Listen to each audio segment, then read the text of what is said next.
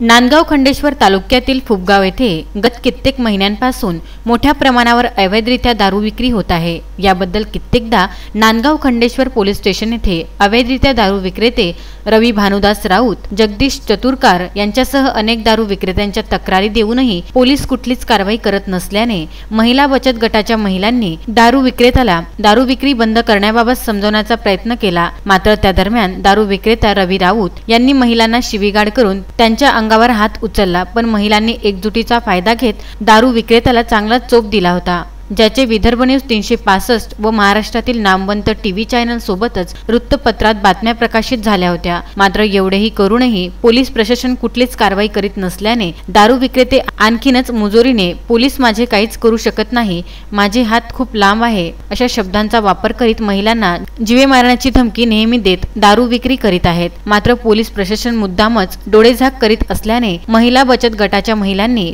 थेट जिल्हाधिकारी यांच्यासह पोलीस अधीक्षक अमरावती ग्रामीण व राज्य उत्पादन शुल्क येथे या प्रकरणी सखोल चौकशी करून संबंधितावर दंडात्मक व कायदेशीर कारवाई करण्यात यावी अशी मागणी निवेदन सादर करून महिलांनी केली। यावेळी शालिनी शेंडे, जमुना विस्के, रेखा बक्सरे, रेखा पंडे, रेखा शेंडे, अनिता शेंडे, पुष्पा बक्सरे इत्यादी महिला उपस्थित होत्या। रेखा गजानन बक्सरे, राहणार फुबगाव, अमरावती जिल्हा, नांदगाव खंडेश्वर, जिल्हा अमरावती। आणि आता जेव्हापासून कोरोना वगैरे हे चालू होतं तेव्हापासून दारू बंदी होती, तेव्हा आम्हाला कशाचा त्रास नव्हता।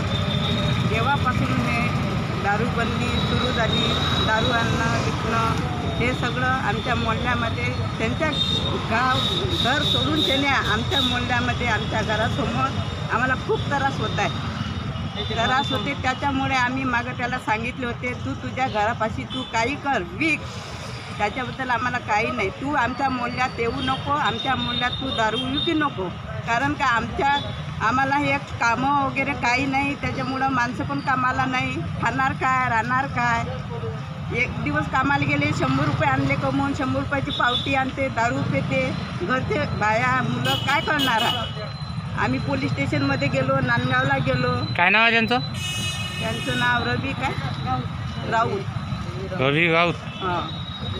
हां, पोलीस स्टेशनमध्ये कंप्लेंट केली होती का त्यांची? तिथे पण कंप्लेंट केली आहे आम्ही। काय म्हणाले पोलीस? पोलीस म्हणाले का आम्ही आता काही करू शकत नाही, तुम्ही काय करता, तुम्ही काय करत असेल ते करा, आम्ही काही करू शकत नाही। तो सांगते तो दारूवाला सांगते तुम्ही काही करू शकत नाही, मी दारू आणते विकते, माझे पोलिस काही करू शकत नाही, मी खिशात हात घातले, माझे पोलिस काही करू शकत नाही, तुम्ही काय करत असाल तुम्ही करा असं आम्हाला त्यांनी सांगितलं आहे। उत्तम ब्राह्मणवाडेसह उमेश चव्हाण, विदर्भ न्यूज, नांदगाव खंडेश्वर।